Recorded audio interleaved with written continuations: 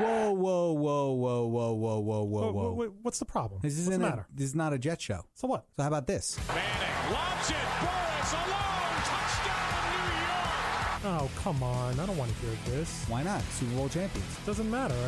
I just don't want to hear it. What do you want to hear? How about some Mets? Hey, if I can find one good thing that happened to the Mets, here we go. Home run. Mike Piazza. And the Mets lead 3-2. Oh, yeah. It's got to be, I'm sorry. We all can't be like the Yankees. Oh, speaking of. This one by Mattingly. Oh, hang on to the roof. Goodbye, home run. Don Mattingly. No. God, I can't believe I just said that. All right, well, listen. How about a little Nets? If I have to. Kid, the jumper to win it. He got it. I can't take it. I can't take it anymore. It's been a second. I can't take it. How about some Knicks? Oh, yeah, big spenders. Can't win a playoff. Fair enough. Houston pops out up top, down the lane, running jumper off the front rim, and in. I guess we should talk a little hockey, no? People even watch hockey anymore? They watch the Rangers. Well, if you have the Rangers, you gotta have some violence. Yeah, no, they didn't have a YouTube in the 80s. All right, let's get the show started. Here we are, Polar Opposites. Hello and welcome to the Polar Opposites podcast on polaropposites.podbean.com. Also on the Twitter at PolarOpposites1. You can find us on iTunes and live right now on Spreaker.com. I'm Matt Stevens. Alongside me, as always, Is Craig Moffat. and Craig. Matty, it's been a while. The last time we left, both the Yankees and Mets were playing really, really well. That's Were the Mets changed. playing well? Yeah, they had won a Okay. couple games in a row. You And know, then the we were Buc- going all right. Okay. I mean, they were still not great, but they had Okay. like a couple days of, Okay. deliciousness. Shows you how long it's been. Yeah, So we got a lot to get to today. We're going to talk a little baseball. We're going to talk a little basketball because a lot happened over the last couple of weeks. We'll talk a little hockey. Rangers made a trade. Islanders did some acquiring as well. We'll do closing time. We won't talk a whole lot of football because there's not a whole lot of football going on. We'll get into a little bit of the training camp stuff and, A little bit because very little. I gotta say something about the Odell thing You know what, man? Like, because it I'm bugs me. I'm going to be very upfront. They got to leave him alone. I mean, like, Well, no, but so it's funny. You listen to like talk radio and whatnot, right? And you hear these people and they're killing Odell because he doesn't show up to training camp, right? it's voluntary. Right, it's voluntary. Let me put it this way, guys. I'm a waiter, okay? When my restaurant has a voluntary wine tasting, you think I go in on my day off and go to the stupid voluntary wine tasting? No, I don't go because you know what? But It's here's voluntary. my question. He is probably your best player. Next to Eli and then maybe next to, like, JPP. I mean, I'm not a big Would fan I really of... want to risk him? Again, granted, it's non-contact. I know that stuff. It's all shorts and all that. And I mean, but I don't want to now. I don't want to risk him going to OTAs, voluntary OTAs. The mandatory ones are a different story. But I wouldn't risk him going to voluntary OTAs. The only thing that bothered me was when he was catching passes from Johnny Manziel. That bothered Who me. cares? That Who bothered me. cares? Why did it bother? He needed somebody to throw him passes. Johnny Manziel was there. Then He that- threw him passes. No big deal. But really, Johnny Manziel? I don't care. I mean, honestly, the fact he hung out with Iggy Look, Azalea is let's be awesome. fair. Like, you could be friends. Johnny Manziel may be a bad football player, maybe kind of a douche, but like maybe he's like a really good dude when you're like his friend. You know what I mean? Like, I know guys like that with me, they're awesome. And then when I see them with other people, like I want to beat the crap out of them. They're kind of douchey. It happens. It's either or, but you understand also, why. Odell seems like kind of a douchey guy. He's a douche. He's right? kind so of a douchey I'm guy. not, but Matt, like, listen, I'm not going to kill Odell for skipping voluntary OTAs because, to be honest, I wouldn't want him risking it. But that let him sit. Then I don't care. Look, The mandatory one's fine. if you're gonna, but but my bigger problem is the hypocrisy. And that's what bugs me the most. You have all these talking heads killing Odell. He doesn't go. They treat this guy literally like he's freaking Ray Rice. But you want to know it's what- ridiculous. I'm going to be very blunt too. This is like, I had the term in my head. It's like almost like boring journalism, kind of like there's nothing really going on. well, so let's freaking There's kill a couple Odell. people that just like Francesa hates him. Oh yeah, Michael no, K Francesa, hates him. Francesa kills They him. every all chance. hate him. Like whatever you want to say, they all hate him. They don't like him, and it's because he's a bad interview, and that pisses them off. But my thing is, you have these guys attacking him. Now, the first time he didn't go, he didn't say anything. He just didn't go, and everybody killed him for it. And then he started retweeting things like people defending him, and then they were killing him for that. And it's like, well, you're going to defend yourself, and you should go, but you killed him first.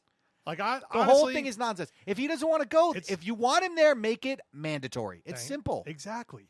Make it, but if you make it voluntary, then I'm sorry, he's got every right to not go. Did you know that Olivier Vernon didn't go to the second one? Was that the mandatory one? or No, was that, no. The second not voluntary one. And Did no you one's killing him. Did you right? know that? And no one. No. I didn't really know that actually. I wasn't really paying. Right. Do you know why?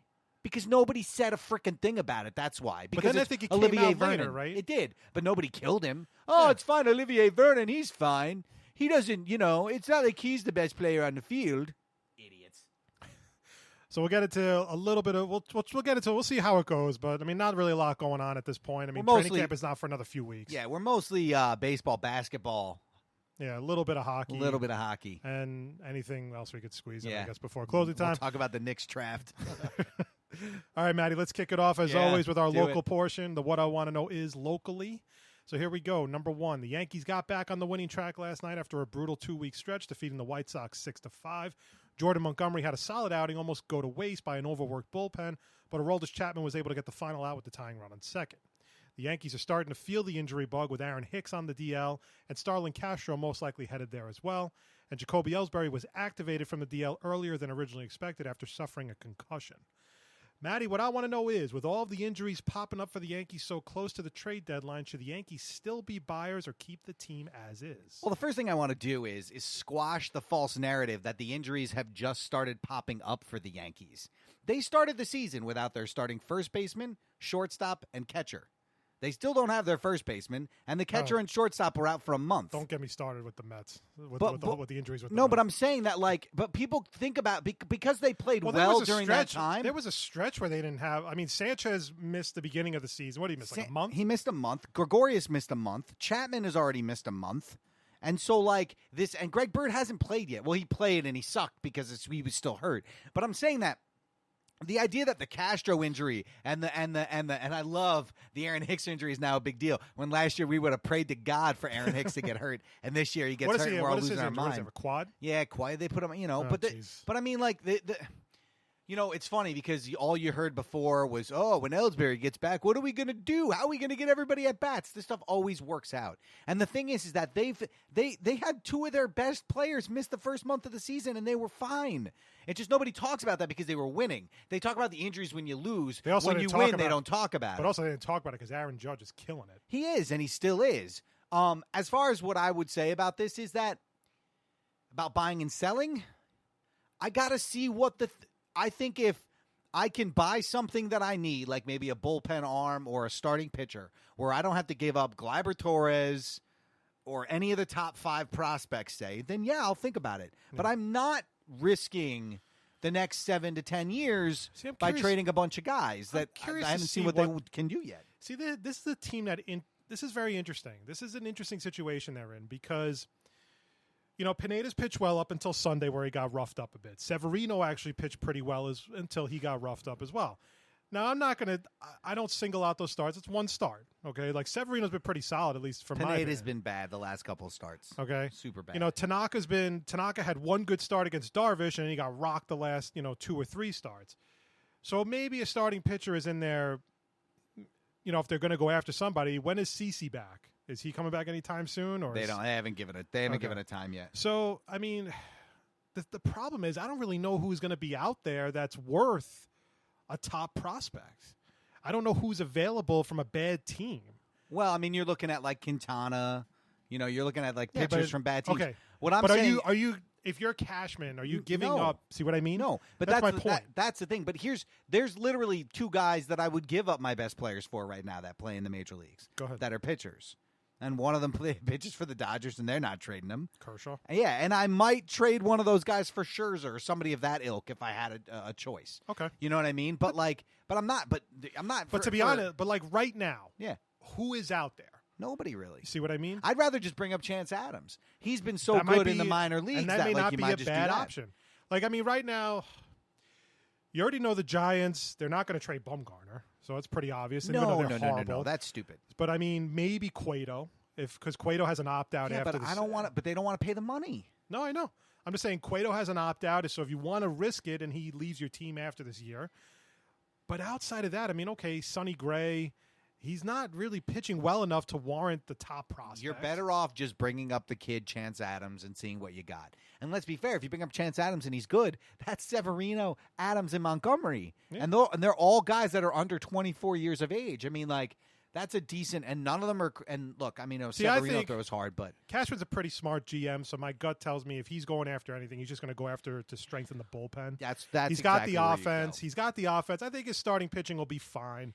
If somebody calls and says they want Brett Gardner or Chase Headley, like, I wouldn't be surprised if he trades them. That makes You sense. know what I mean? But I don't think that you will not see the Yankees trading Gleyber Torres, Justice Sheffield. You won't see them trading anybody like that. They may trade like one of their shortstops, like Tyler Wade, who got called up, or the kid. I'm scratching on his name. He just got promoted to Double-A.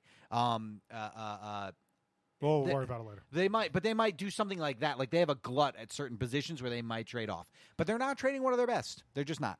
Unless his back is to the wall, and I mean, it has to be somebody really to be honest good. with you, I don't think that exists with this. And that's what I'm saying. With Like, these it have to be Steinbrenners, I don't think that exists. It has to be somebody that's like, you have to go get this guy. If it's somebody that's like expendable to No, the point I where you don't really need him, But I'm saying the Yankees are so far ahead right now where they thought they'd be. I don't think they're thinking that way. And I I wouldn't think risk they're it thinking anyway. if somebody drops in their lap, fine, but we're not giving up. And if we end up not making the playoffs, we still had a great year where a lot of our young players got a chance to develop. I had a relative the other day post something on Facebook, and we kind of went back and forth in a friendly argument, not really anything like, vicious. Right. And he basically said, like, he said Bryce Harper is going to sign with the Yankees when he's a free agent.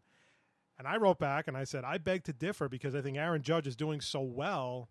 There's no reason for the Yankees to go out and get Bryce Harper at this point. No, why And, would you? I said, and here's the thing: even if the Yankees were interested in Bryce Harper, they don't have to pay him $400 million. They don't need to.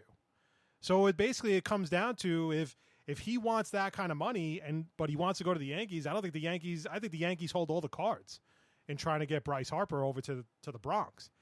So we went back and forth, and I just pretty much said, at the end of the day, I said, I could see the Dodgers spending that kind of money. I said, Aaron Judge is doing too well right now for them to even consider. Well, he's been putting like Bryce flirting with the Harper. Cubs, apparently. He's been saying how much he wants to play for the Cubs. Is that right? I heard that from some. I don't remember where I heard that, but I heard that. But look, here's the thing: we don't need him, That's and my I don't point. want him. The only guy that I at this point want, and let's be fair, if he doesn't start hitting, I'm not even going to want him. Is Machado. I haven't really been keeping up with the Orioles. I know He's- their pitching's been oh my God, horrible. their whole team is just bed crap and all. It's unbelievable. It's unbelievable. You ready for number two? Absolutely. Number two, the Mets are currently 11 games out of first place in the NL East and 11 and a half games out of the wild card. And despite sweeping the Giants, GM Sandy Alderson is expected to sell at the trade deadline, with Jay Bruce, Addison Reed, and Jerry Blevins all generating interest from contending teams. The Mets begin a 3-game series against the Marlins tonight in Miami before heading home to face the Phillies this weekend. Craig, what I want to know is it still too early for the Mets to pack it in for 2017? No. And the reason why now listen, I know there's 90 games left in the season or something like that. The fact is that the Mets just haven't shown me anything where they need to go on literally an 8 or 9 game winning streak just to get back into this thing. Well, they got 3 against the Giants. They should take at least 2 out of 3 from the Marlins and then sweep the Phillies. Play like shit against the Marlins. Okay, you know? but I'm saying They that always play. I understand history, but I'm saying that Yeah. this I is would the like week to to do it. This is the right? week to Yeah, do there you it. That's go. my, I agree with you Yes. 100%. Whether or not they do it is a different story. But I'm this is saying the week. I hated the way they played against the Nationals. I just felt like that series was so big. And they were bad. They were bad. And the thing was, they were blown out pretty much every game except for Sunday, for that Sunday game. And that was because they weren't going against Gio Gonzalez, Max Scherzer, or Strasburg. Okay? But, I mean, that series, man, you had to – I'm surprised they just really had no fire in their belly. They had nothing. And they got destroyed. They got destroyed that series. And then they got destroyed by the Dodgers for 4 games. But listen, you can learn a lesson here. The Mets can learn a lesson from the Yankees at this point. Mm-hmm. You have assets that you can trade where you can get younger, and then you bring up the young shortstop and he plays the rest of the year. And then you bring up a bunch of the kids and they play the rest of the year. Conforto, if he comes back from the injury, he plays left or center or whatever for the rest of the year. And then you go with the kids. You trade off these, and I actually think right now, strike while the iron's hot. Is there anybody who wants Granderson? The guy's hitting a little bit, so let's just trade him. I would – honestly – there should be, with the exception of guys like Cespedes, of course, the usual suspects. Most of the players on that roster should be expendable. Now, what you get for them is a different story. But I think at this point, guys like Neil Walker, I don't think anybody will take him now because he's hurt. Asdrubal Cabrera. I think Asdrubal Cabrera is going to have a hard time finding a team to play shortstop, but I think he could be a designated hitter for a team. But let's be fair, too. Asdrubal Cabrera could be a backup infielder. He can play short, second, and third, so why not do that? A team like the... But I think there's teams that could use that. Sure. I think that Jay Bruce has value. I think that Addison Reed definitely has value. And I think Jerry Blevins has a value because he has a team option. Those three guys. And the reason I'm not necessarily including Blevins in that, because basically what you're going to get for Blevins is a younger version of Jerry Blevins, which is great, but you're not going to get a ton of prospects for him because he's not on the level of Andrew Miller. This is what I do for Jerry Blevins. If you can get a serviceable reliever that you maybe have under control for another year, then you do it. I would do it. Of course. And the thing is, if he becomes a free agent next year, you can bring him back if you really wanted to. The biggest problem, and this is going to be weird because last year, like, it was almost sort of like a perfect storm for the Yankees where you had these two teams, the Indians and the Cubs, who both had the same need, and they had a ton of prospects to trade. Sure. So, like, and the Cubs were so desperate for a World Series at that point, they needed it. Right. And let's be fair, they knew he wasn't coming back, and they just gave up the prospect. Now, if they had to do it over again, they may have put Schwarber in the trade instead of Gleyber Torres because he's batting 110. But the goal was to win a World Series, and that's exactly what they did. Right. So, but I'm saying that I don't think that the market right now, like, I don't think, even though Jay Bruce is a really good outfielder and a very good hitter, there isn't a need. There isn't a market where you're going to get a team's best prospect for him. But that's not what necessarily you need at this point. You just need players. Here's the thing. If you can find somebody to take Jay Bruce, if a team is interested, willing to offer you maybe one or two prospects, they don't have to be blue chip prospects. I think if you get a couple of like maybe B-level prospects, because I think that's what you're shooting for at the end of the day. You're probably shooting to maybe build up the farm system a little more, get some depth in the farm system. The odds of you getting a blue chip prospect for any of those guys are slim to none. Maybe not even for Reed or Blevins, because I know bullpen help is going to be huge during the trade deadline. Right. But I think the odds of you getting a team's best prospect or one of probably slim to none at this point. You know, another guy that could generate some interest is Duda. I think Duda could definitely generate some interest from maybe an American League team. DH team. DH, maybe like a spot first baseman here and there. I mean, so they have options.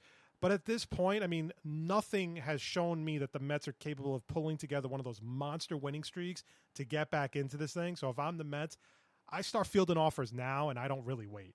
No, you shouldn't. But the other thing you shouldn't wait, too, is waiting to bring up players. I mean, you don't want to fall into the same situation the Jets are in, where they had a lost season and they got to see 1.5 games from one of their young quarterbacks because they refused to play them because they weren't prepared. Who gives a crap? Throw them on the field. It doesn't matter. And this is the thing that pisses me off, too, about like Terry Collins. Terry Collins and Sandy Alderson. If you're going to move Asdrubal Cabrera to second base, you don't do it for Jose Reyes. No. You do it for Ahmed Rosario. Yes. Okay? And that's exactly the fucking thinking that pisses me off about the Mets. It's like, why are you going to move the guy from shortstop to second base just to please Jose Reyes or just to put Jose Reyes there? Okay? If you're going to make that move, then that is the only reason to make that move is to put Rosario at short. Now, that's it. And before, like, say, a couple weeks ago, I would have been like, yeah, they're waiting for that magic day where they get another year of service, even though he comes up, the thing with Chris Bryant, and that's fine. That's a money move, yes, but every team does it.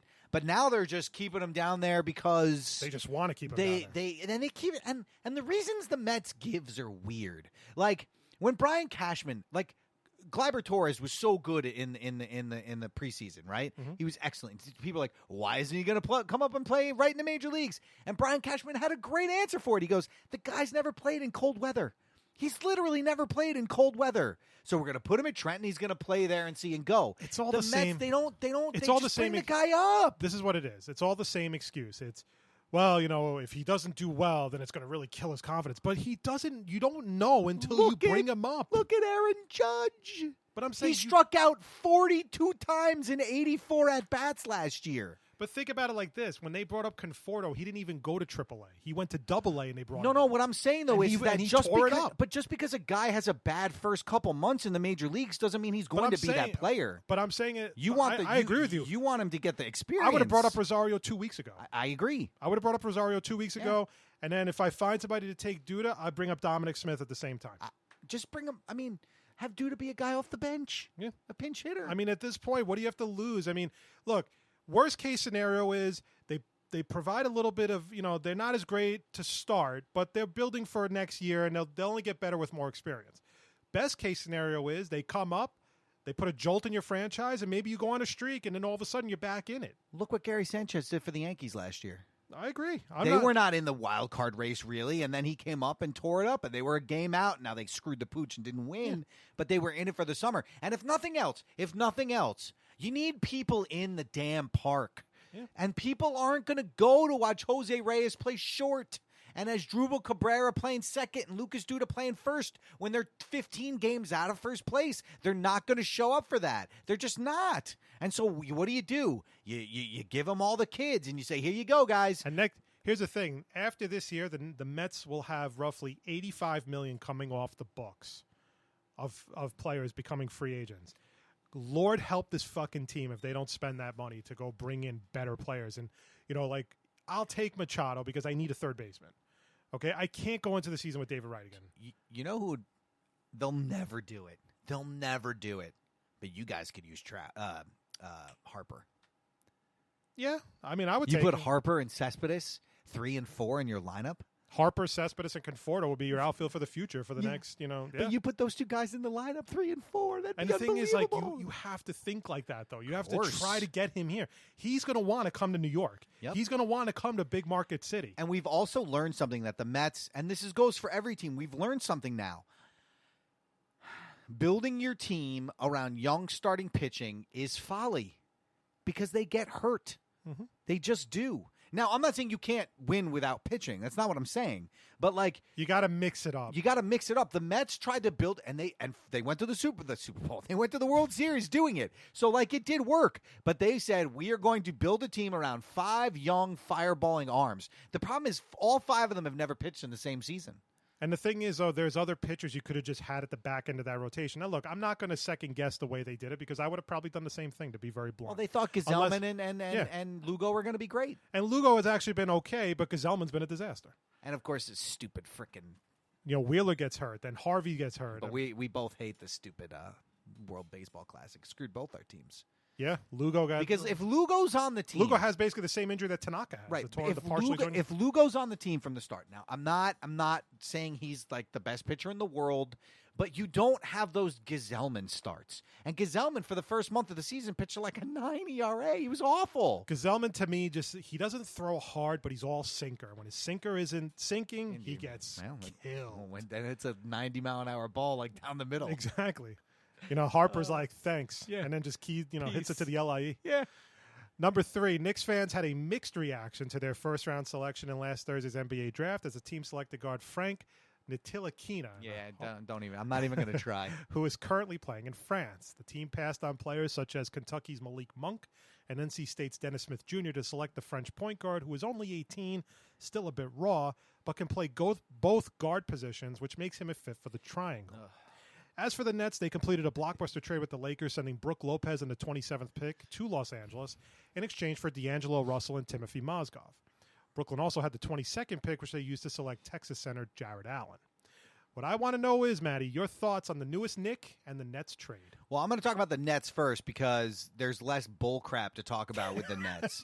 Right? Am I fair? Is that fair? 100%. Okay. This is a great trade for the Nets. I don't give a crap about what I D'Angelo Russell did with the stupid recording of the tape and freaking stupid Lakers. I don't care. They got rid of Brook Lopez, which was a huge money thing for them. They got a young point guard who's going to be his 3rd year in the league. He's only 22. I think It's his 23. 3rd year in the league. You got a good center from Texas who can score a little bit and who plays a little defense. Mozgov is serviceable for me. Mozgov is going to be the backup center. He's going to play 10 minutes a night. They're going to pay him a ton of money to do nothing. If he's healthy and he's playing well, they'll play him more. But the point is this. Without anything, they are making something. Yeah. And it's kind of amazing. And that it's one more year, right? Or is it 2 more years? Next year. That's Next year's it. the last one. That's it. So in 2019, and trust me, don't be surprised if they find a way to get a first-round pick next year too. oh well, they're gonna, yeah, absolutely, no, and Because you know what I think? I think the guy who will eventually be on the block is Lynn, because Lynn has another. I think he has an opt-out after this year.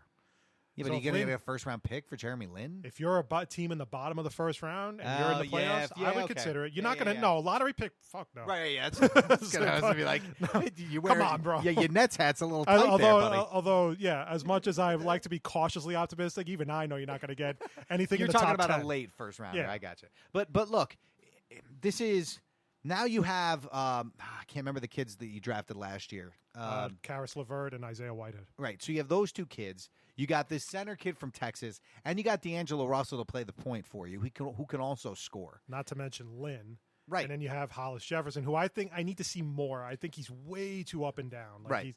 I think he's got potential to be really good, but I think he's so all over the place, it's not even funny. The Nets, And who haven't had a first-round pick, or who haven't had their first-round pick in 3 years, right? 3 years? Just Next year it'll be 4? yeah, I think so. Okay. Sounds about right. Are in better shape than the Knicks. Now, it may not come to fruition in record this year. It may the Nets will still probably win 18 to 20 games, something like that. The Knicks will probably win anywhere from 25 to 35 games. But the Nets, make no mistake, are on a slow but nice rise to be good for many years, while the Knicks continue to just travel on the road of triangle nonsense. I love the Nets trade. It's a great to trade. start because number one, this is an expiring deal for Brook Lopez that you had to get rid of Yep. anyway. So you're able to get it to the Lakers.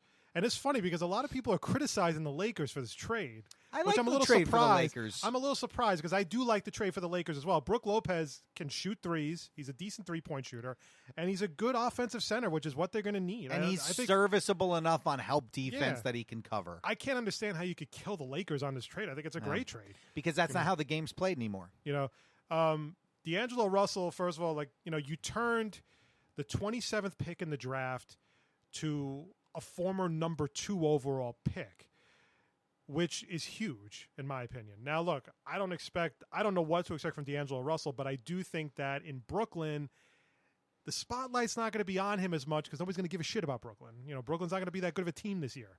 Whereas in LA, it kind of was, you know, he's probably it didn't help with all the taping Yeah. nonsense and you know, so in that sense, now to get D'Angelo Russell, they had to take Mozgov's contract, which is fine because the Nets have plenty of cap. yeah, room. they don't have any money You know, for the and next here's couple the of thing, years.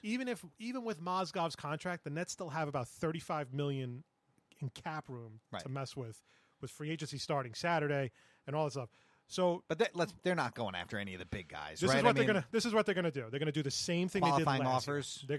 They're gonna go after restricted free agents and try to offer them like that poison pill deal that kills it in the last year. The same way they did with Tyler Johnson and with Alan Crabb last year. The word on what I've been reading is the one guy they're going to really go after hard is apparently Otto Porter from the Wizards, but the Wizards can match any offer because he's been on the team. So it could put the Wizards in position to give him a max contract that he doesn't necessarily deserve. So that could be where the Nets are going to play this whole thing. You know, there's been a lot of talk about what they're going to do. You'll probably see a lot of mid-range signings. You're not going to see like Blake Griffin coming to Brooklyn or anything like that. It would be stupid or to. Chris Paul or whatever. That doesn't seem to be the style. But overall, this is a great trade, and I think D'Angelo Russell's going to really thrive under Kenny Atkinson and the rest of the Nets team. As for the Knicks, you know what? It was funny. I think you said this on a show we did a while back. You said, I wish we could find it. You definitely said they're going to probably draft that kid from France. Of course. And they drafted That's the what kid they're from gonna do. France. Never mind that Malik Monk, who was the best three-point shooter by far, according to anybody in who does this for a living, was considered the best pure shooter in the draft by far. Never mind that guy in the triangle would work well. Never mind that. Let's get it. Now, listen, I know nothing about this guy. It's like Porzingis. I'm not mad or upset at the pick. What pisses me off about the pick is simple. It's that people are saying that this guy fits the triangle. Phil Jackson is here for 2 more fucking years. 2 years. And after that, he's gone. And when the new guy we hire, guess what that guy is not going to want to run? The triangle. Because you know what? The only guy that fucking runs the triangle is Phil Jackson. Now, teams run plays that are triangle-based, but they don't run the offense as the triangle. Now, here's what I will say, okay, about this pick. The competition he's playing against right now is significantly better than the competition than any kid who got drafted played against all year. you talk to any of those guys. Fran Fraschilla is one of the better guys that does it. And he was saying that the best college team in the country goes and plays in that league, they're going to get beat by 40 points. Okay? He's playing against men. He's an 18-year-old playing against men. It's a professional league. So you have that going for you. He's long, and he plays good defense, which you like. He's very athletic, and he can get to the rim, which you like. The triangle thing, though, it's like I don't understand. I don't get it. And I wish that, I had that part. I'm glad I have that part of the brain that lets me know that something I'm doing is wrong when every single person that tells you that it's wrong, he just doesn't get it.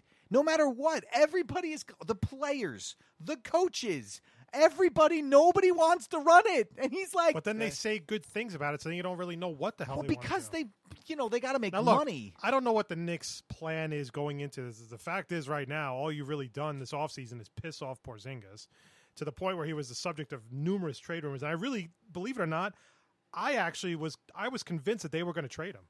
I thought they were going to get the first pick. You really thought that? I thought they were going to. Well, I guess it would have been the third pick, right? It would have been the third pick. Yeah. I thought they were going to get the third pick, but the problem is they asked for too much in typical Phil fashion. He wanted two. He wanted the third pick. Yep. He wanted next year's Brooklyn pick. Yep. He wanted Jaylen Brown and he wanted Jay Crowder, and I think he wanted something else, He but I wanted don't Avery remember. Bradley. And I heard one of the rumors was Avery Bradley. Oh, yeah. Here's what I would have taken. Now the Celtics said that they could also make another trade to acquire another lottery pick, which would have given they could have done something with the Kings or whatever Yeah. they were talking. So the Knicks would have had like the third, the fifth, and the eighth pick. If you would have done that for just that, I don't need any players. If you would have done that, I would have done that. Now think about it. Think about what the Timberwolves just gave up to get Jimmy Butler. Yeah. They gave up practically nothing. Yeah. I mean, they gave up Zach LaVine. They gave up the seventh pick, which was Lowry Markkanen, and then they gave up Chris Dunn, who was the first round pick last year. Right, but you have Porzingis for 3 more years. You only have Jimmy Butler for 1. But I'm saying at the same time, if Phil really wanted to trade, that's why I don't think Phil really wanted to trade Porzingis, because I think just you all just that was mind game bullshit. Yeah, he's playing that's it. He's playing head games to try to see if teams will bite and give him exactly what he wants. I mean, as far as passing on Dennis Smith Jr., like, again, I don't watch enough college basketball to say that. People who have seen this kid, Frank, I keep calling him Nikita Whitlock, but Nikita Koloff. yeah. But I don't know. That's the thing. We don't know. And it's why you saw Knick fans, instead of booing the guy, cheering for him, because they didn't know. Nobody knows. And I'm not even sure Phil knows, to be completely honest with you. And so the Knicks are screwed. And now let's talk about hockey. Go ahead. Number 4, both the Rangers and Islanders were busy before and during last week's NHL draft. The Rangers began the process of breaking up their core by trading Derek Stepan and Antti Ranta to the Coyotes for defenseman Anthony DeAngelo and the 7th overall pick. The NHL draft last week was that expansion draft, right? They actually haven't had the real draft yet. They had the draft the same week. They had the expansion draft was last Wednesday, And then the hockey draft was over the weekend, this past weekend. Thank you. The move gives the Rangers $23 million in cap space to use when free agency begins on Saturday. As for the Isles, they got John Tavares some much-needed help by acquiring Jordan Eberle from the Oilers in exchange for Ryan Strome, and also traded defenseman Travis Hamonic to the Flames for first and second round picks in next year's draft, as well as a second round pick in 2019. Craig, what I want to know is your thoughts on the move both teams made, and does it make them better or worse heading into next season? I'll start with the Rangers. This is something that kind of had to be done. I just think that they were pretty much, you had the same guys for so many years, and outside of that Stanley Cup appearance against the Kings, you got eliminated by the Penguins this year. You got eliminated by the Senators in the second round, which you were a better team than, to be honest with you. If you lose to the Penguins then it's that's not one thing. Then it's one thing. But if you lose to the Senators and the way they kind of, the first 2 games they got, they collapsed. Like they were playing really well. Then they came back, won the next 2 in Madison Square Garden, and they lost that. And again, they had another collapse in Game 5, and then they lost Game 6. Is this guy good, DeAngelo? He's young. There's not really. I don't know much about him, to be very blunt. But he's young. He's a young guy. He's good. He's apparently good on the power play. Like, he's a good right-handed defense, which they kind of need to go on the first line and ever. So that's that. They get the 7th overall pick. I don't remember who they drafted. Ronta to me is a bit of a shocker, but from what I was reading, they had to throw in Ronta. That was the only way they could get rid of Stepan because Stepan has a huge cap number. He has like a $7 million cap number for this year.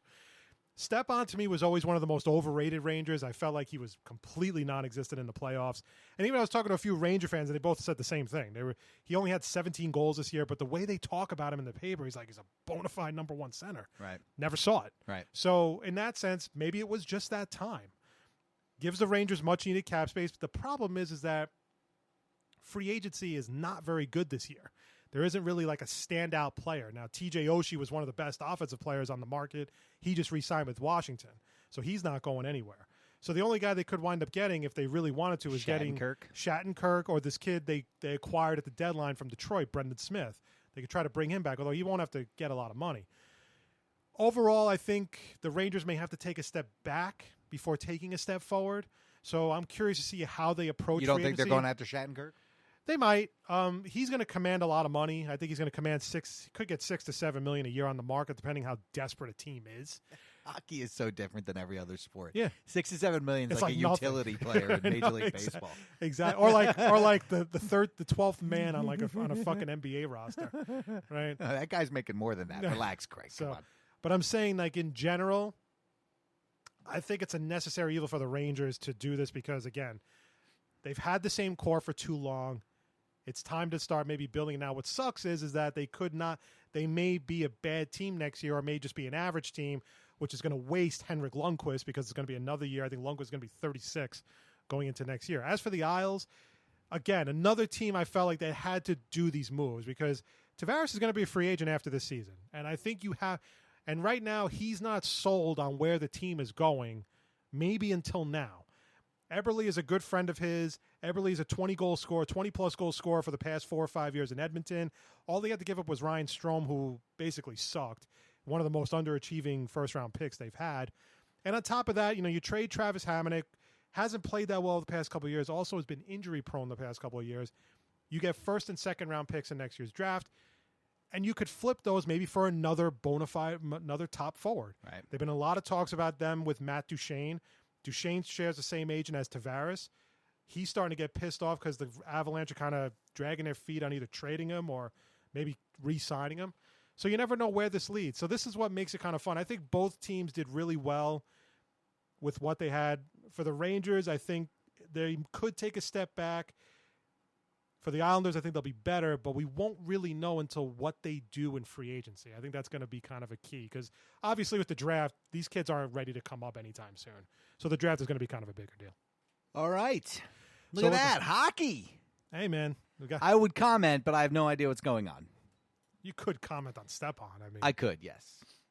Listen, look, the thing is about sometimes, and teams do this a lot, and sometimes you get rid of a player that you like, not because the player's bad. He's just not right either on your team or for what you're trying to do at that time. And it just feels like that's what's going on with Stepan right now. It's not that he's a bad player. It's just that everybody needs a change of scenery, right? The Rangers need a change from him, and he needs a change from the Rangers. Yeah. And sometimes that's good, and sometimes that's bad. And the thing is, they seem to be going in more of a youth movement. Obviously with Kreider, Zibanejad played well last year. They got to re-sign him.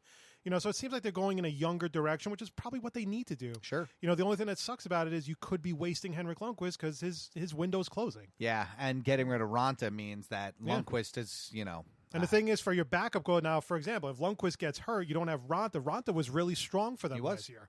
So I don't know who they would go after. They're going to go after somebody like they have somebody that can probably do it, or think they can sign somebody to do it. So could be. I could definitely see that. I don't really know who's available, but you never know. This is the Polar Opposites podcast. Check us out, as always, at polaropposites.podbean.com, as well as iTunes, as well as Spreaker.com. And then follow us on Twitter, as always, at PolarOpposites1. I'm sorry. I had to click on it because when you start to do – so I went to MLB.com, and the first thing I see is this thing from Mark Feinsand, who's,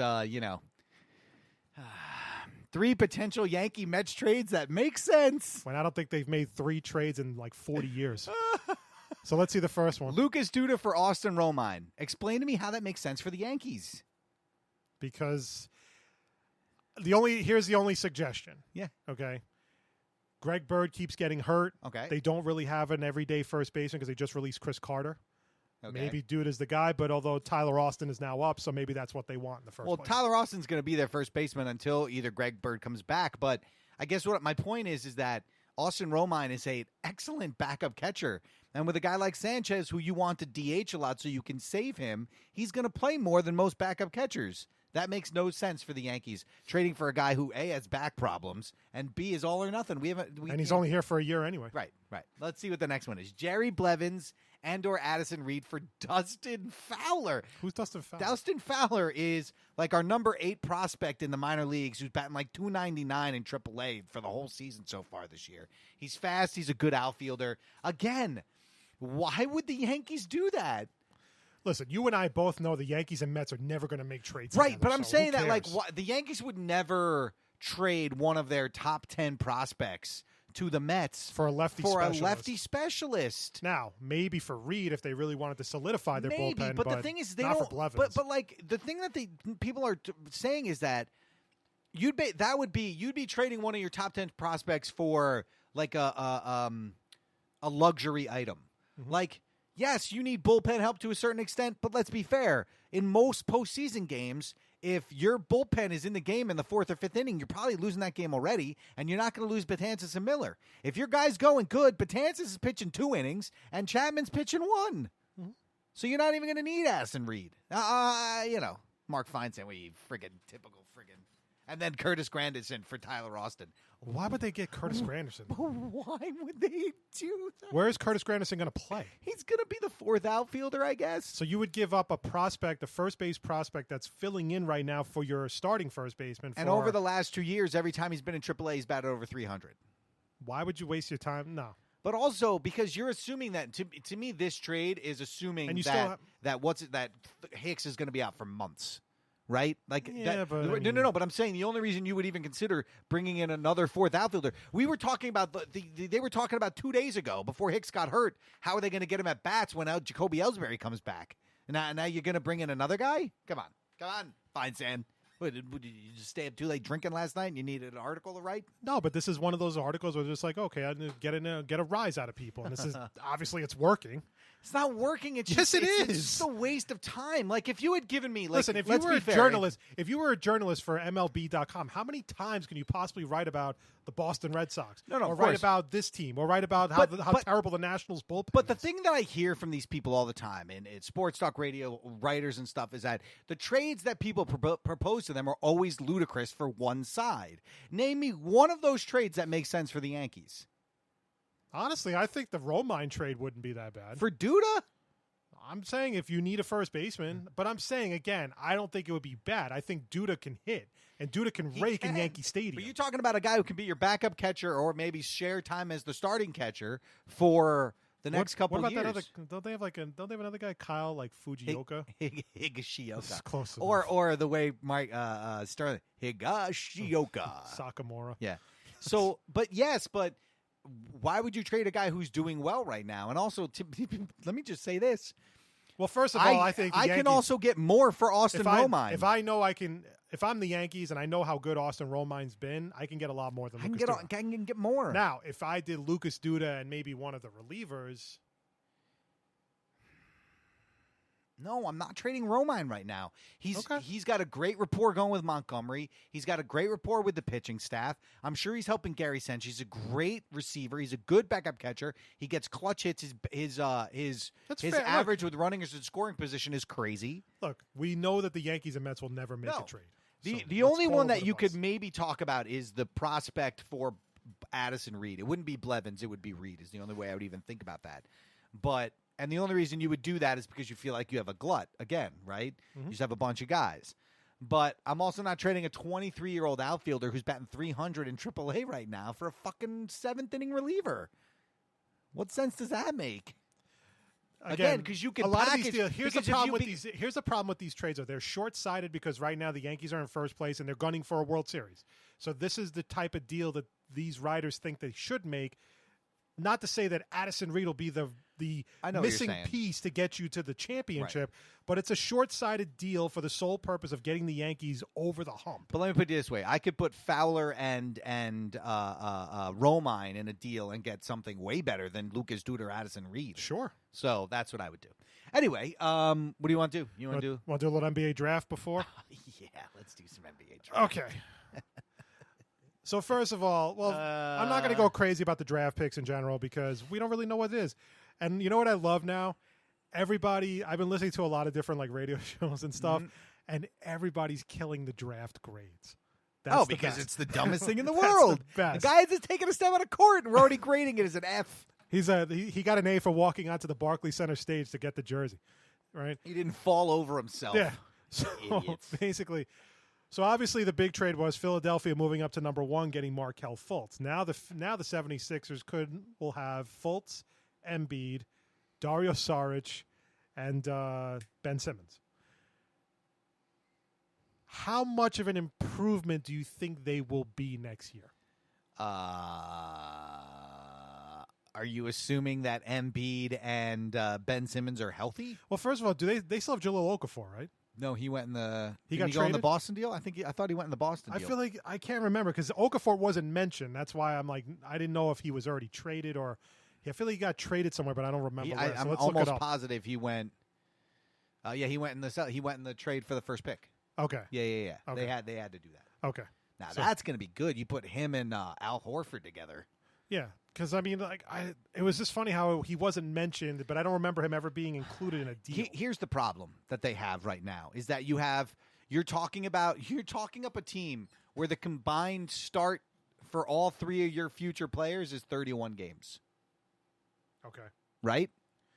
Well, here's the Markelle other thing. Fultz has never played a game. He just got drafted. Ben Neither Simmons was hurt all last year. He hasn't played yet. And not Nerlens Noel.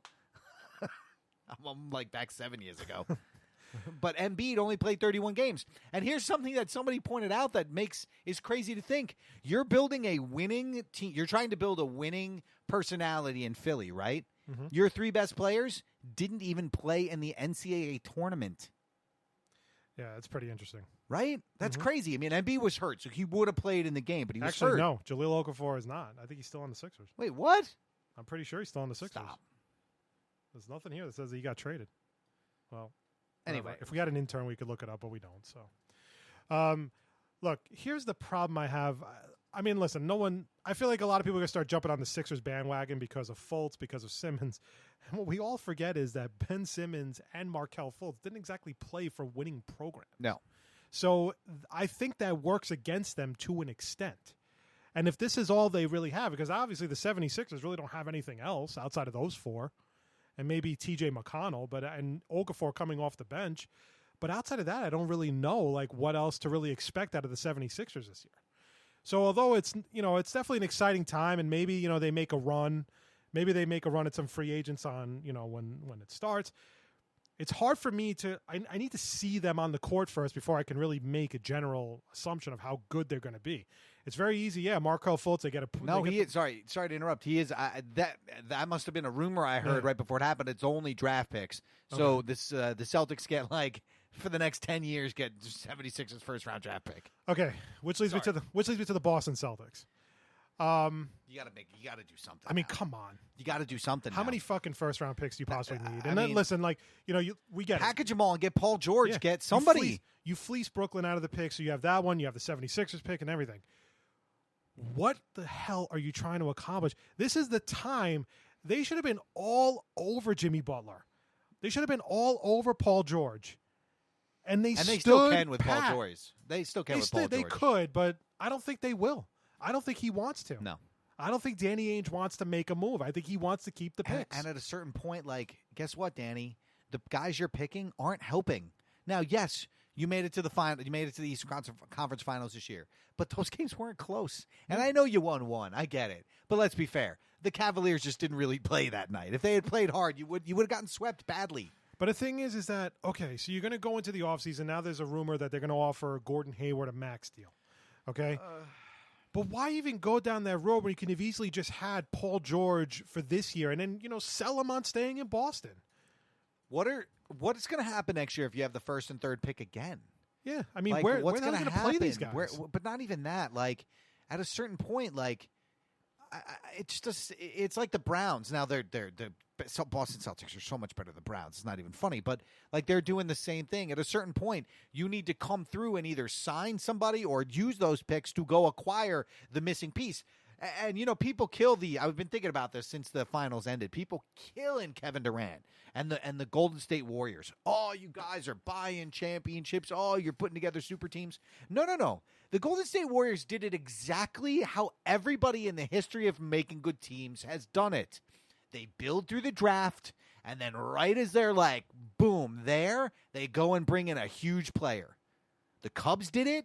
That's why everybody forgets that Steph Curry and Klay Thompson were drafted. And Draymond Green, was they're drafted. all drafted. Iguodala drafted. That whole team is drafted. Now, the spare players, I don't count those guys. I'm not talking about them because they got the kid, the backup point guard was from the Nets who had been a bunch of Sean Livingston. Yeah, Sean Livingston. But I'm not talking about those guys. Those guys are always free agents. But you had you had your core three, right?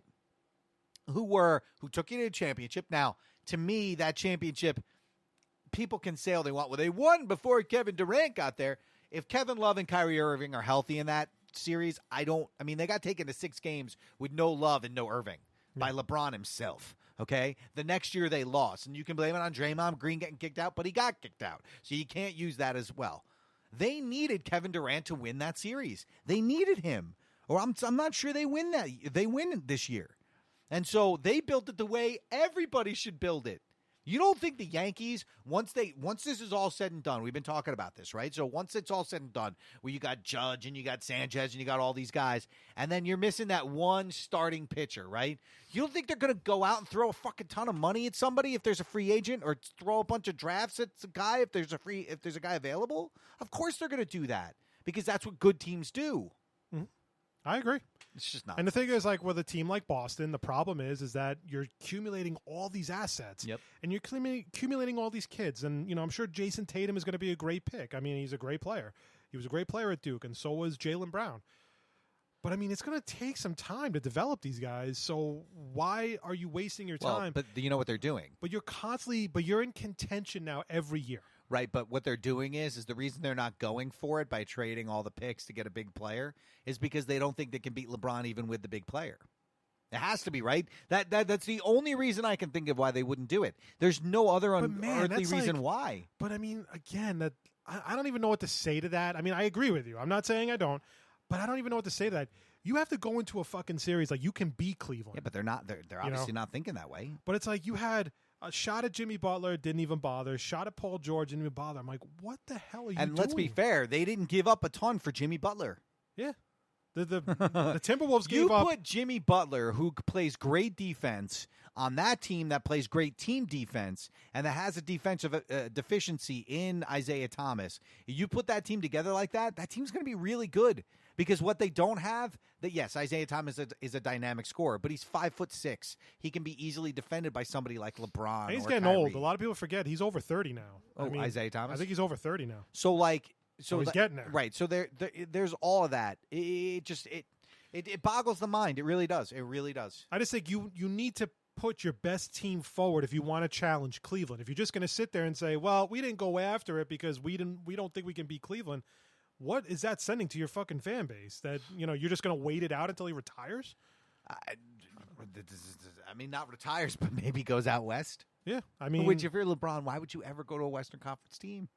Why? It makes no sense. I mean, but again, it's just nothing in the NBA makes sense. No. Nothing in the NBA makes sense at all. It's just... And then, going to Chicago trades their best player. And granted, he had a year left on his deal. For a guy coming off a torn ACL. Yep. For a first-round pick that hasn't really seen much playing time. Nope. And an unproven first-round pick because he hasn't stepped on the court yet, even though a lot of people love his shooting and all that stuff.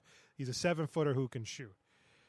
This is another team, to me, I can't figure out. And now you have Dwayne Wade about to exercise a $24 million player option for this year for Chicago. So you're basically going to get $24 million to play on a bad team.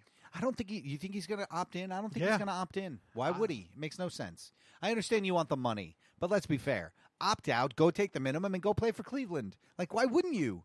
Right? You're Dwayne Wade. Do you really need the money? Is that $24 million going to break or make or break you? Really? That's what I don't get. I don't get. Carmelo Anthony. If the Knicks want to buy you out at $10 million instead of 54, you take it and you run. What it's looking to me is like the Bulls are going to they're going to buy out Rajon Rondo because I think they're going to go younger. I mean, they have 2 point guards now with Chris Dunn and Jerry and Grant. So I think they're going to just go younger, which is probably what they should be doing. I mean, but Wade is really the X factor at this point because they can't tell what he's going to do.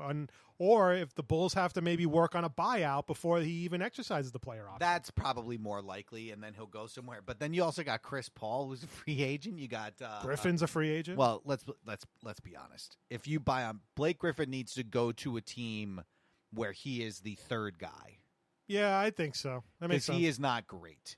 Blake Griffin was a highlight reel when he was younger, but he's always injured now. He misses time all the time, whether it's from punching guys in the face or whatever.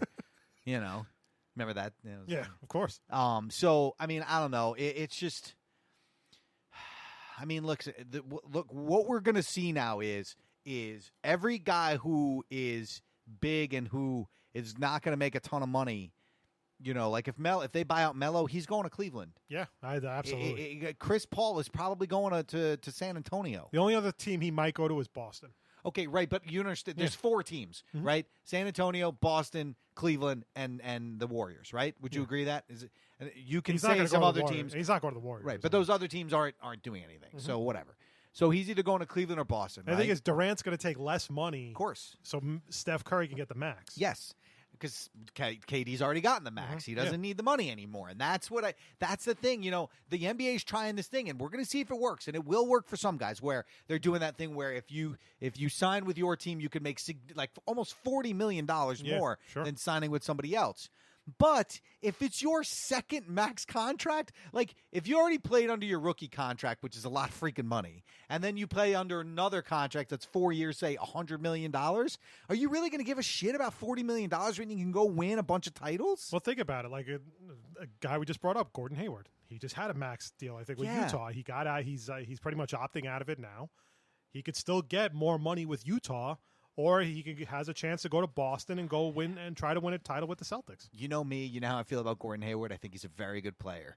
He is not a max contract player, and I know he was good this year. There's a lot of guys in the NBA that are not max I know he was good this year. Let's be fair. There's 5 guys who I would give max money to. There was a lot of fucking talk about Kentavious Caldwell-Pope getting a max contract. What the hell is a Kentavious Caldwell-Pope? The point guard from the Pistons. But he doesn't. But the thing is, he doesn't play enough. Right.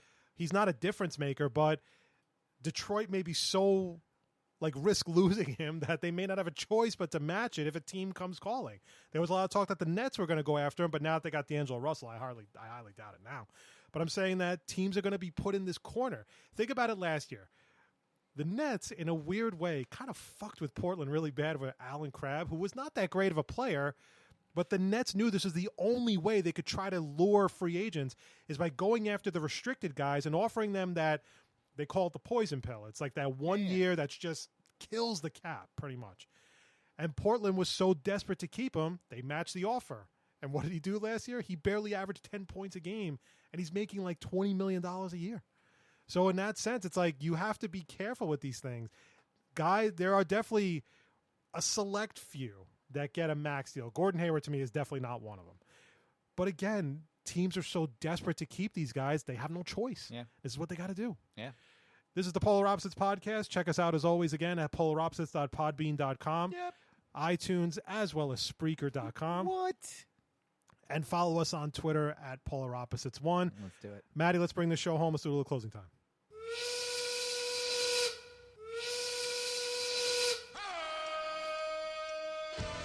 Closing time, as always, rounds out the podcast for the week. 8 topics, anything goes. All opinions vary. All opinions legal.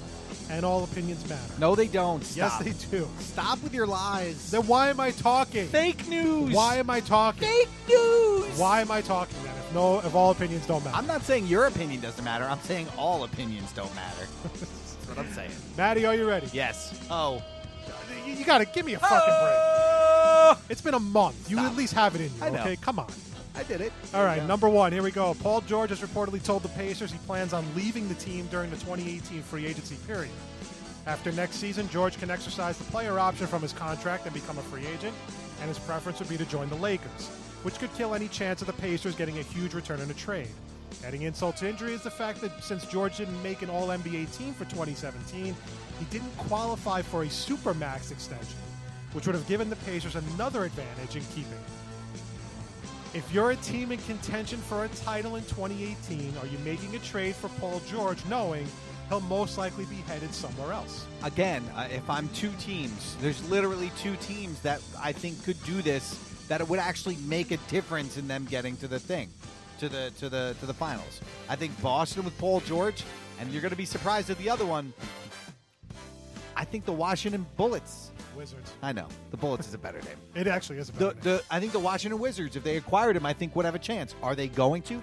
Probably not. They'll probably lose But to they the have Cavs the in the pieces. final. They But they definitely have have the the pieces. pieces. And if you put George at the 3 with Beal and Wall, I mean, that's a team you're not going to be able to run with them. They're going to run you to death. Yeah. And so I think he could go there.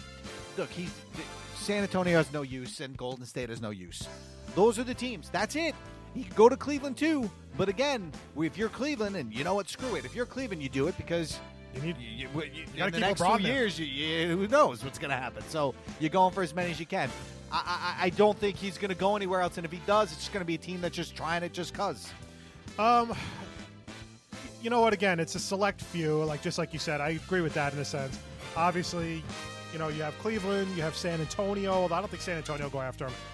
But I think at the same time, if you want to win a title this year, you take the chance and go for him. What's the worst that could happen? Cleveland really can't trade for him because they don't really have much to offer. They'd have to get another team involved to probably offer younger players and the draft picks and stuff. The Cavs don't really have that. But again, I mean, if you could sell George on staying in Cleveland with LeBron, with Kyrie, I mean, I think it would make sense. I mean, why not? I mean, he could be a difference maker in winning a title. And for the Cavaliers, they don't need much. They don't need much to pretty much win another title. I mean, they just have to figure out a way to beat Golden State. Yeah. So in that sense, I'd take the plunge and go for him. And worst case scenario is he doesn't come back next year. Number 2, the Cavs and GM David Griffin have agreed to part ways after the team failed to win consecutive championships against the Golden State. Making this story interesting is the fact that LeBron James, who pushed for Griffin to receive an extension, was not consulted before the decision was made and is, quote, disappointed and concerned as to what direction the franchise is headed. The Cavs were trying to trade for Jimmy Butler, but he wound up going to Minnesota, and were in talks on a 3-team deal for Paul George, but nothing was ever finalized. No word yet on possible successors, but one name that has popped up is former Piston Chauncey Billups, despite not having any executive experience. Craig, with Griffin out of the picture, is LeBron a lock to stay with the Cavs after the 2018 season? I don't think so. And I mean, I don't think it has anything to do with Griffin in general. I know he liked Griffin and whatever, and he was pushing for the guy to get an extension. But this has this weird feeling like he's gone. He's a baby and he's kind of not getting his way. And Why did he's you going to start. consult me, Yeah, Daddy? he's going to start. Heading out west and probably go to the Lakers or something like that. It makes sense for some reason. The problem I've always had with LeBron is when he was with Miami, he was more of a follower. It was almost like he was hiding behind Dwayne Wade and stuff like that, and even Chris Bosh to an extent. Then he pens this really thoughtful, I'm coming home, I can't wait to get back home, and everything. Tell the world And that's basically, it means you lived in Cleveland for 2 years before you headed somewhere else. No, I don't think he's going to stay with the Cavs. I think they need to win a title this year for him to stay there. It's the only thing that would keep him in Cleveland. Now, why you would go out of your way to hire a guy with no executive experience? I know Chauncey Billups is well respected in the league, but he's never made a deal before. He doesn't know how to make trades. He doesn't know how to do any of this shit. And the thing is, that might push LeBron out further because he's going to be like, well, who the fuck is this guy? LeBron is running the team at the end of the day. I don't know if he would think that. I think he would have respect because Billups was such a good basketball player. I think he'd have respect there. But again, I don't know.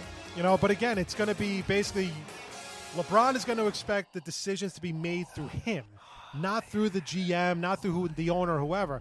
So in my opinion, no, I think he's not going to stay with the Cavs. I really think he's good. I think he's a goner. Well, and no, it's 100% that he's gone. He's definitely Just going 100% that he's gone. And I agree with you. Why would you go to a Western Conference team? I think you're better served in the Eastern Conference. But the biggest thing for me is this, and that's that LeBron is is gone, right? We all know that's going to happen. But he really only has himself to blame for this. Let's be fair. A lot of the things that happened for this team, he wanted to happen. He wanted to re-sign J.R. Smith to a huge contract. He wanted to give Tristan Thompson a max contract, which has made it so that the Cavaliers have no wiggle room whatsoever. That is the perfect case in Yes. point of a guy who does not deserve Right, max but contract. that's all LeBron, right? Like, he wanted those guys. So, to me, he sort of made his own bed here. It's not really Griffin. I mean, I'm not sure. Listen, I'm I not think sure how good Griffin is, but with all due respect, Griffin did all he could. I mean, he can't. I mean- how much more can you possibly do? And then LeBron is still pushing for them to go get guys. They went out and got Darren Williams. They went out and got this guy. They went out and got this. They did everything they possibly could to bring a championship there, and they still lost. the question I have to ask you, and then we'll go on to number 3, is how delicious was it that Darren Williams was so fucking terrible in the finals? But it was delicious, I loved right? every minute of it. Okay. Because he was an asshole when he was Yeah. at the Nets. He was kind of an asshole when he was with the Jazz, Right, too. but it was so, just watching him just shit the bed was so delicious. Good for good riddance. Yeah. Number 3, Maddie. Who would have thought an unknown Asian American rock band would be the key to the Redskins keeping their controversial team name? The Asian rock band called the Slants. It's a great name. Right. I had a few others. They said this was a racial term. I had a few others that I was surprised they didn't use for a racial. This didn't come off as much that racist, but okay. Or slanty-eyed is something that you'd say to an Yeah, Asian but I mean, person. I'm just saying that's Slopes, slits. Yeah, I got it, but I'm not a racist. Charlie, just saying. Charlie don't surf, something like that. Yellow. Wow. We should probably stop. Yeah, I think we should stop right there. We were denied a trademark in 2011 due to the name of the band being considered disparaging and violating the 1946 Lanham Trademark Act. The band sued for the past 7 years, and the Supreme Court ruled in their favor, saying disparagement is, quote, subjective. This case is looked at as a huge win for the Redskins, as their request to trademark the Redskins name was canceled, and a federal judge ordered the cancellation of the Redskins name a year later. Is it a waste of time to continue fighting a case that the Redskins will most likely win? They won't win. You just couldn't fucking resist. I could couldn't. I even stopped the brood early. Tatanka. So here's the thing. I don't think they would win. And I'll tell you why. Because the guys who called themselves the Slants are Asian. They're Asian guys calling themselves the Slants. The owners of the Redskins aren't American Indians who are calling themselves the Redskins. They're a bunch of fucking white guys calling themselves the Redskins. So, yes, it's a little bit like, it'd be like me and you calling each other the Crackers. Like, we're the Cracker Sports Talk Show. Like, nobody can say that's racist because we're calling ourselves Crackers and we're white. Now, if we were black and we called ourselves the Cracker Podcast, guess what? You could probably say something. Do you understand my point? So, yes, people will. Everyone's jumping on this train, and I love it because it just makes me laugh. It's a false. You're comparing things that can't be compared. Mm-hmm. Okay, you're saying that Asian guys who want to call themselves a derogatory remark against Asians is the same as white people having a name of a football team be something that's derogatory towards American Indians. If American Indians wanted to open up a casino called the Willy Kapakatu Redskin Killing White People Casino, go ahead. What if they called it like the Caucasian? But that's my point, right? The Slants are making fun of themselves. The Redskins are mocking a group of people who have nothing to do with their team, and that's where I think the difference is. I don't But know. that's logic and Quite reason. frankly, I think they would win. Because, again, they're just going to use this as kind of a precedent in a way. Right, but what they're talking about derogatory is the name isn't derogatory because the people that are calling they weren't. If these guys had been going to court because somebody had named them the Slants and they wanted to change it, that's different. These are Asian guys who call themselves the Slants. It's not derogatory to them, so why should you care? I just want to say that as many times as possible. I love it. I love that name. But you understand what I'm saying, right? I agree with you. I'm not saying I do agree with you, But but the court will shit the bed. I think at the end of the day, this case will keep coming up, and this will be the deciding factor. Wow. Now, it depends. Now, as far as I'm concerned, it depends on the judge you get. So Right. you're going to keep going through appeals and appeals until eventually you get to the Supreme Court, and you get these Supreme Court justices who agreed with this rock band, and they're going to agree with the Redskins. Right. That's the point. If it's Judge Hiawatha, you're probably going to get ruled against. If it's Judge Sitting Bull, you're out of luck. Yeah. If pretty it's much. Judge Whitebread, well, you're probably good to go. Yeah, thank you. Number 4, Darrelle Revis is still a free agent. No shock. After being released by the Jets, and Des Bryant took to Twitter to reach out to the free agent in hopes that he'll join the Cowboys. Please do it. Bryant tweeted directly to Revis, quote, I promise you are going to love what we're got going on around here. Your attitude fits our culture. Waiting. Really? Yeah. The Cowboys secondary is pretty crowded after they drafted 3 cornerbacks and signed former Eagle Nolan Carroll. As for Revis, he had the worst season of his career No, you got to pay attention, dude. with the Jets last year with 1 interception and 15 starts. Should the Cowboys consider signing Revis? No, and I think the reason is because, first of all, he's gonna want to get paid. He's not gonna take a bullshit deal because he's pretty much said that a million times over. He doesn't need to, so he could just stay retired and collect money. I think he collects money from the Jets either way. But to be honest, if I'm the Cowboys, I like my young cornerbacks. I drafted 3 cornerbacks for a reason. I feel like I have a decent secondary, and to be honest, Revis against Odell, against Brandon Marshall, against Terrell Pryor, Shepard. against Sterling Shepard, against Alshon Jeffrey, he's going to have a rough season, man. And that's going to be brutal. That's going to be tough. The NFC East might not be the best division for you, Darrell. Yeah, that's what I'm saying. I mean, to face those guys, face Odell twice a year, to face, the Redskins receivers twice a year. And the thing was, Darrell Revis was getting burned not just by A.J. Green and DeAndre Hopkins last year, but by guys like Marquise Goodwin and, third-string receivers that can run. So, no, if I'm the Cowboys, I wouldn't waste my time. I really, really wouldn't. It's nothing against Revis. It's just the fact that I just don't think that he would do well in the NFC East. Well, all you'd be doing, and I agree with you, all you'd be doing is stunting the growth of the kids you drafted who should just play, and you'd be wasting money on a guy who's going to get burnt. If you wanted to play safety, that's different. I just don't know how good at safety he'd be. He'd never played it before. But it's funny because, although players tweet things and they kind of say, well, you're kind of looking too deep into it, maybe I'm not, and maybe Dez Bryant is not confident in these guys going into the season. I think he's looking at a former great player who he wants on his team. That's all. I don't think he's killing the guys. I don't think he could know enough about him, to be honest with you. Okay, fair enough. Number 5, during a celebration of WFAN's 30th year anniversary, Craig Carton took a shot at Mike Francesa, who is leaving the station once his contract expires at the end of the year. According to Newsday, Carton said, quote, "I think whatever legacy fans of Mike think he has, I think he's done great damage to the legacy. I think there are aspects of what he does that have become kind of a caricature of himself. I don't think that he is what he once was 15, 20 years ago as the foremost authority on a lot of sports." Francesa responded saying, among other things, Carton criticizes every mistake he makes because he's jealous, and adding an interesting wrinkle to this is Boomer Esiason, Carton's co-host, who seemed bothered by his comments, calling them, quote, "so small and so petty," end quote. Was Carton out of line regarding his comments towards Francesa? I mean, he's not out of line. It sounds like it's his opinion. I mean, it's stupid to say, right? I mean, it's just dumb. Why would you want to make it so less people listen to your radio station by attacking the guy who's in the nighttime? It makes no sense. Or at nighttime, the afternoon drive. Number 1 guy. Right. It makes no sense. Now, is Mike what he was 20 years ago? No, but none of us are. And Craig, let me tell you something, okay? Now, I've listened to your radio show literally on the amount of times I can count on one hand, and that's because I forgot you were on, and I turned you on for a second and was like, oh, crap, I got to turn this crap off. Your show is terrible, okay? It's creepy and it's terrible. Now, It's like a sports version of Howard Stern. right, but not even as close to being as funny. Not even close. You're a friggin' ripoff of Mad Dog Russo. That's what you are. You think you're a funnier version than Chris Russo, and let me tell you something. Russo was funnier than you. He may not have been trying to be funnier than you, but he was funnier than you. And you're not great. I'm sorry. Mike Francesa is so... Look, and I'm not a huge fan of Francesa. I'm not a huge fan of either one of them. But Mike Francesa, for you to knock his career with the career that you've had is insane. It's just insane. It's just sour. It sounds like sour grapes. That's all it sounds like. He makes some points in a way because, like you said, from 15 to 20 years ago, Francesa was actually a different guy back then. Now he just seems like when you listen to his show, He just yells. He just yells, and he's very like He's done. He treats He's done. Yeah, he treats his callers like shit, but then they call back because they want to be treated like shit. He's done, guys. He's got senioritis. He's done. Now, at the same time, though, like I'm not a fan of Boomer and Carton's show. I don't think it's very good and everything.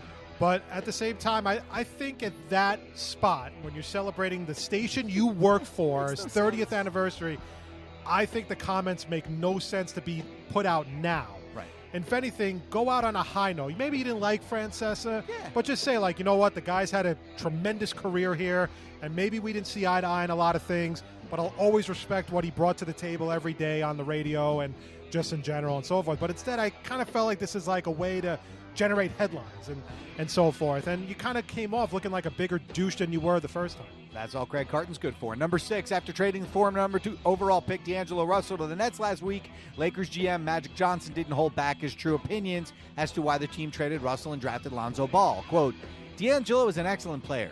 He has the talent to be an all-star. We want to thank him for what he did for us. But what I needed was a leader. I needed somebody also that can make the other players better and also somebody that players want to play with. After Magic's comments, a few Laker players came out in defense of Russell, including Larry Nance Jr., who said Russell was a great teammate, a really good guy, and hope he averaged 40 points for Brooklyn. Were Magic's comments towards Russell out of line? No, I don't think they were out of line. I mean, listen, it's his opinion. I mean, that's just what it is, and it's Right. a freedom of speech thing. And Magic can say whatever he wants. I mean, he's a player. I mean, he's kind of new to the executive role, so maybe he's got to work on, maybe tweak the way he kind of attacks things and stuff. I think it's a little unfair that, in some ways that you were expecting so much out of D'Angelo Russell. He didn't really have a lot of time to be a leader. He's only been there for 2 years. And in that time, I mean, he had the video thing with Nick Young and a lot of other issues. Maybe, I don't know if he got along with Luke Walton very much or whatever. It's a little premature to call Lonzo Ball a leader when he hasn't really stepped on a court yet. Okay? But, I mean, whatever, if that's what you think. And to be quite honest, D'Angelo Russell right now is arguably a better player than Lonzo Ball. He has the experience. And not for nothing, the talent you put on the Lakers isn't exactly that good. No. Julius Randle hasn't been that good. Larry Nance has been okay. He hasn't been a great player, but he's been okay. He's been serviceable. So in that sense, I mean, if you're putting a lot of fucking pressure on Lonzo Ball to be the leader of this team when he hasn't stepped on the court yet. I mean, I don't look at that because I think his father's put more pressure on him throughout his life than Magic could here. But to be honest, listen, But why make the comment? Yeah, but I respect Magic's comments. I'm not saying his, But why make them? But why make them is my point. I mean, just look, he was great for us and that's it. But then you're kind of taking a shot at him that he wasn't being enough of a leader. And the kid is only 22 years old. Right. He's not ready to be a leader of a team. If you need a leader of a team, go out and sign a leader, a guy who's a proven leader. But no, I think his comments, I don't think they were out of line, but I don't think they were necessary either. It's like Craig Carton. There's no reason to make the comments. Yeah, again, it's just like backstage news, back page news, or something to draw attention. Number 7, after a lot of trash talking, the fight we never thought we'd see is official, and on August 26th in Las Vegas, Floyd Mayweather will fight Conor McGregor. Many calling this as nothing more than a cash grab for both fighters, with McGregor and Mayweather looking at paydays north of $100 million, and many are giving McGregor no chance whatsoever to beat Mayweather. Former boxers such as Oscar De La Hoya and Lennox Lewis have publicly ripped the fight, calling it, quote, ridiculous as well as a circus. The fight could cost as much as $150 to watch on pay-per-view. In your opinion, does this type of fight tarnish Floyd Mayweather's legacy? Yes, because this fight can't do anything to help it. The guy's, 49-0 or something like that? And what's going to happen when he beats an MMA fighter who's never done Never a boxed boxing in his match life. in his life? It's not going to do anything for him. This is a lose-lose proposition. The only reason you do this fight, if you're Conor McGregor, you do it because if you beat him, holy shit. If Conor wins this fight, Floyd Mayweather immediately drops to literally nothing nobody ever talked about him. He is no longer in the conversation of best fighter ever, right? And that's one loss. But that one loss is enormous. Against a guy who's never fought. Look, to me, in this out, it's just simply put, Floyd Mayweather has nothing to lose, nothing to gain, and everything to lose, and that's a bad situation to be in. This fight, for me, definitely tarnishes Mayweather's legacy. You know what I've always said about Mayweather. His last few fights, I've always, he's boring. I think he's overrated. And the thing about Mayweather is he never fights the best guys. He always fights guys he knows he can he beat. fights them just 5 years too late. If he fought, he should have fought Pacquiao in his prime, and that would have been a great fight. But he always sandbagged it, and he always dogged it. And even a lot of the fighters, Amir Khan, Timothy Bradley, those guys, he never fought those guys.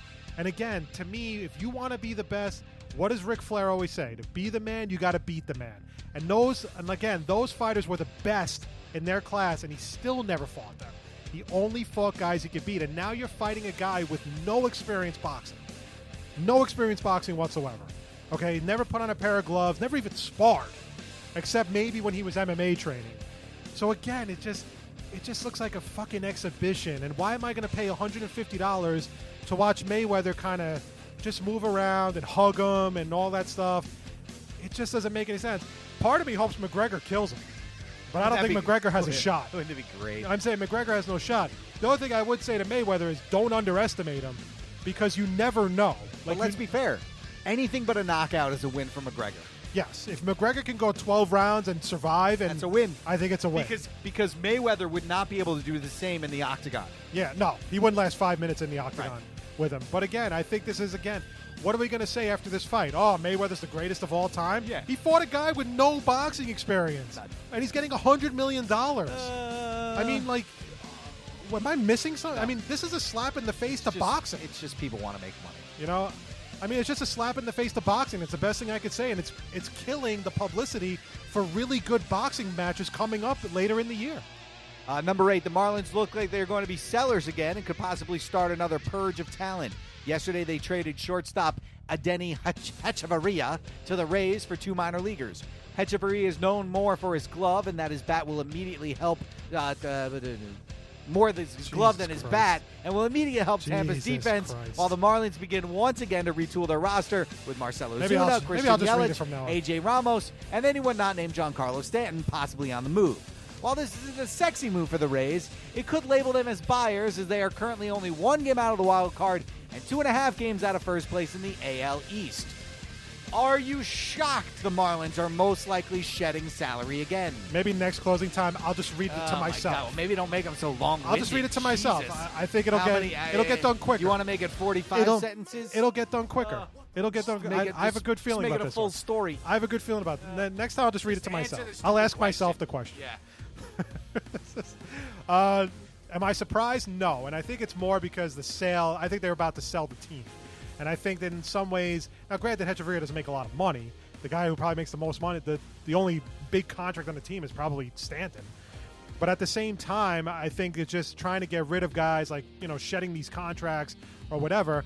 So I think in some ways, I think the Marlins are going to do this. But am I surprised? Of course not. But now for the Rays, who are pleasant surprise this year, to be honest, in the that are still fighting in it, this is like a typical Rays move. It's like, okay, we're going to buy, but we're going to get a guy who doesn't make a lot of money, so it doesn't kill our payroll, and who probably won't help us as much. And like, let's show the fans we're doing something. So am I surprised the Marlins are shedding salary? No. I'll be less than surprised when they start dealing Yelich and Ozuna and the guys who we said, look, the Marlins have had the same team for what feels like 20 years. It's time to start moving. You either should have got off the pot with this team.